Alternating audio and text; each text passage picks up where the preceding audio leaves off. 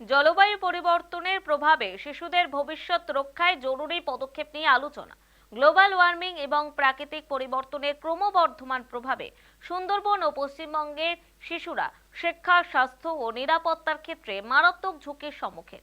Kolkata press ক্লাবে অনুষ্ঠিত এক সাংবাদিক বৈঠকে বিশেষজ্ঞ, শিক্ষাবিদ ও শিশু সুরক্ষা সংস্থার প্রতিনিধিরা কয়েকটি বিষয় নিয়ে চিন্তিত। প্রকৃতি নিয়ে আমাদের সকলকে আরো অনেক ভাবতে হবে, বুঝতে হবে এবং তার জন্য প্রচেষ্টা করতে হবে। শুধু সচেতনতা হলে হবে না। সচেতনতা তখনই আমরা বলবো ঠিক সচেতনতা যখন আমি কিছু তার জন্য করব, অ্যাক্টিভিটি হতে হবে আমাদের, সক্রিয় ভূমিকা নিতে হবে। আর সত্যি কথা বলতে আমাদের পরের জেনারেশন, আমার নিজের একেবারেই নিজস্ব মতামত যে ওরা বোধহয় আমাদের থেকে অনেক বেশি সচেতন। এই যে আজকে একটা বক্তব্য রেখেছে যে আগামী 30 বছরের পরে যে কলকাতা যে ক্লাইমেট, সেই ক্লাইমেট নিয়ে একটা প্রশ্ন উঠছে বারবার।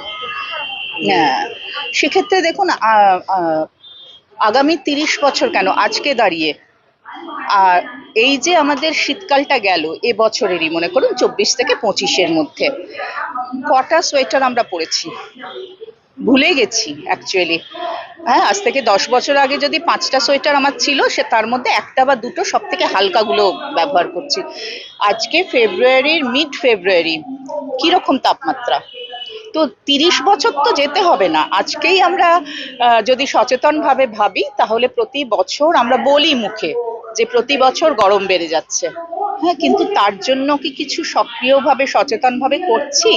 আমাদের আবেদনটা সেটাই। হ্যাঁ, শিশু অধিকার সুরক্ষা আয়োগের পক্ষ থেকে আমরা মনে করি যে শিশু অধিকারের এই কাজটাকে যদি এগিয়ে নিয়ে যেতে হয়, সুনিশ্চিত করতে হয়, তাহলে আমাদের সার্বিকভাবে নানা রকম ভাবে কাজ করতে হবে। তার মধ্যেই জলবায়ু পরিবর্তনের যে সময়টা চলছে, সেটাকে আমরা দেখুন অলরেডি যেটা পরিবর্তন হয়ে গেছে, তাকে আমরা কিভাবে অ্যাডাপ্ট করব আমাদের ডে টু ডে জীবনে, হ্যাঁ, দৈনন্দিন জীবনে সেটাকে আমরা কিভাবে সদ্ব্যবহার করব অলরেডি যেটা হয়েছে। আর তারপরে আর যাতে জলবায়ু পরিবর্তন ক্ষতিগ্রস্ত না হয় এবং এই পরিবর্তন যেন আমাদের জীবনকে ক্ষতিগ্রস্ত না করে, তার জন্য আমরা কি করব।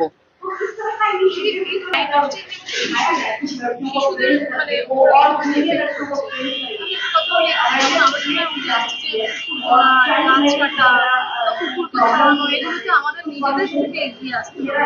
কিন্তু একটা জিনিস বলে, পুকুর ভরাটটা তো বুঝলে আমরা সবাই পারি যে কারা কারা যুক্ত থাকে, না হলে সেটার উপরে যে দুদিন পরে বাড়ি ওঠে এর প্ল্যান স্যাংশন করে।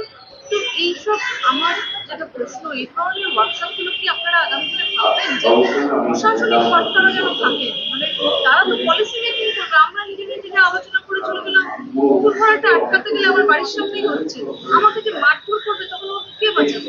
বলি, আয়োগ কিন্তু মাল্টি স্টেক হোল্ডার্স ওয়ার্কশপ করে প্রত্যেকটা ডিস্ট্রিক্টে গিয়ে, সেখানে সকলে থাকে। আজকে বিশেষভাবে কলকাতা প্রেস ক্লাবের সাথে হচ্ছে বলে মিডিয়ার বিশিষ্ট মানুষরা এখানে রয়েছেন, কিন্তু আয়োগ কিন্তু প্রত্যেকটা ডিস্ট্রিক্টে ইনক্লুডিং কলকাতা আমরা মাল্টি স্টেক হোল্ডার্স করি। একেবারে ডিএম এর অফিস থেকে আরম্ভ করে প্রশাসন বলতে আপনি পুলিশরা থাকেন, হ্যাঁ, আপনি জানেন না প্রত্যেকটি থানাতে চাইল্ড রাইটস একজন অফিসার আছেন। হ্যাঁ, তো তিনি এবং অন্যান্যরা থাকে। ডিস্ট্রিক্টে যে ডিসিপিউ ইউনিট আছে, যে আমাদের district child protection unit, CWC, judiciary, প্রত্যেকে থাকেন এবং বিভিন্ন নন গভর্নমেন্টাল অর্গানাইজেশন যারা বিভিন্ন জায়গায় বিভিন্ন ধরনের কাজ করছেন, তাদের সবাইকে নিয়ে। হ্যাঁ, তো যেমন ধরুন আমরা গত সপ্তাহতেই মুর্শিদাবাদে ওয়ার্কশপ করলাম, সেখানে কিন্তু সভাধিপতিও ছিলেন।